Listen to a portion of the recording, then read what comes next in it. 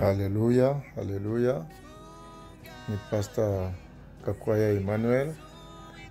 Aba nari ngarutse kugira ngo twongere twigire hamwe undi murongo mu ijambo ry'Imana uri mu Bagalatiya igice cya 6 murongo wa 10 uvuga ngo nuko rero tugirire bose neza uko tubonye uburyo ariko cyane cyane ab'inzu y'abizera.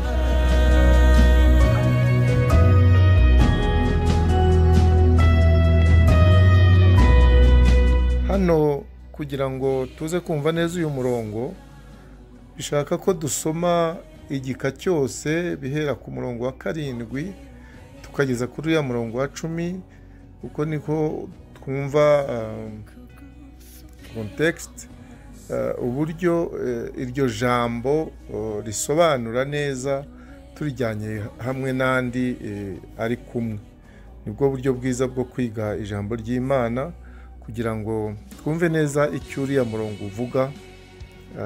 Urabona uratangira uvuga ngo nuko rero hari ibyabanje kuvugwa, niyo mpamvu akenshi ari byiza ko dusoma icyo gika cyose kugira ngo twumve icyo Imana ishaka kutubwira. Hano turabona mu n'inzu y'abizera, bivuga ko hari n'inzu y'abatizera, ni ukuvuga abanyabyaha. Ntimuyobe, Imana ntinegurira izuru, kuko ibyo umuntu abiba ari byo azasarura. Ubiba umubiri we, muri uwo mubiri azasaruramo kubora, ariko ubibira umwuka, muri uwo mwuka azasaruramo ubugingo buhoraho. Twe gucogorera gukora neza, kuko igihe nigisohora tuzasarura nitutagwa isari.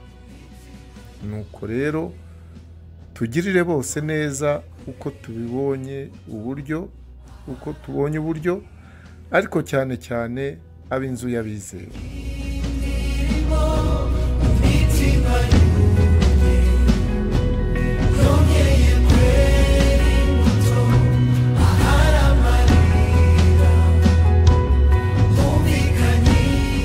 Ahangaha turasanga ko akenshi iyo umuntu agize icyakora akorera abandi, cyane cyane hano turabona abantu b'inzu yo kwizera. Ubundi buriya twabona ko hari inzu y'abatizera, abatemera umwami Yesu, batamwizera, n'abamwizera. Abo rero turumva ni inzu ebyiri zitandukanye.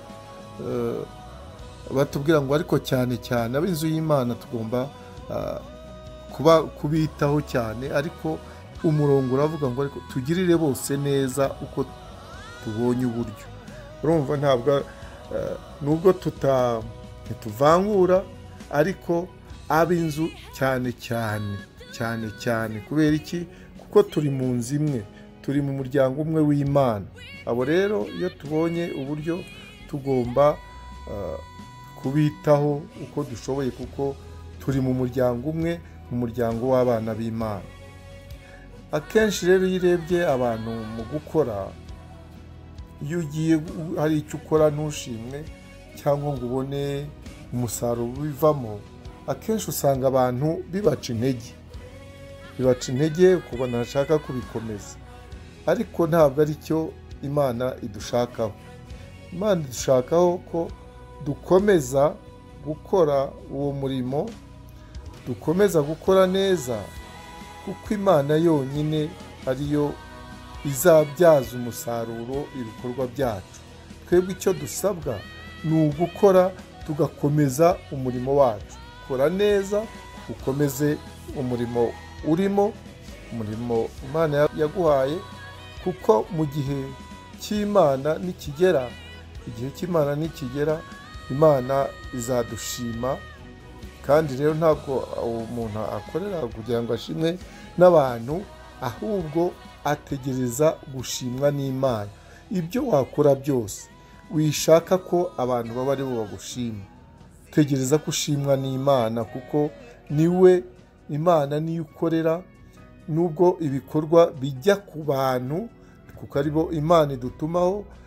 Ibikorwa birakorerwa abantu, ariko kandi umusaruro uzavamo cyangwa gushimwa, dutegereze ko Imana ariyo idushima ko twakoze neza.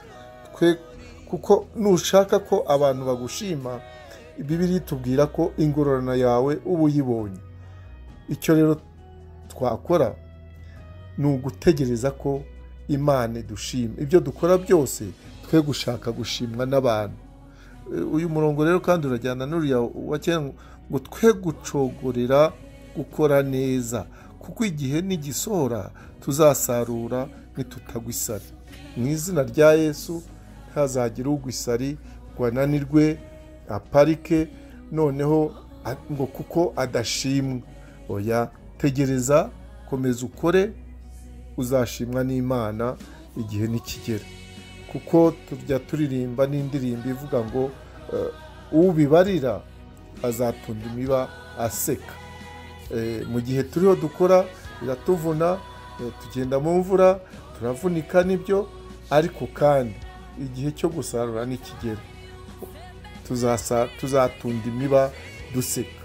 Tekereza igihe uzaba ugeze mu ijuru, hari uwo wazanye ku gakiza agushima, agukura mu ntoki, wambwirije ubutumwa bwiza, none nanjye nabonye ubugingo buhoraho.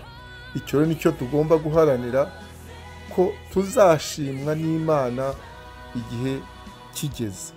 Uwiteka rero akomeze abane namwe, kandi dukomeze gukora umurimo w'Imana nta gushaka gushimwa n'abantu, ahubwo dutegereje uzashimwa n'Imana igihe azaba aje kutujyana. Uwiteka abahe umugisha mu izina rya Yesu Kristo umwami wacu. Amen.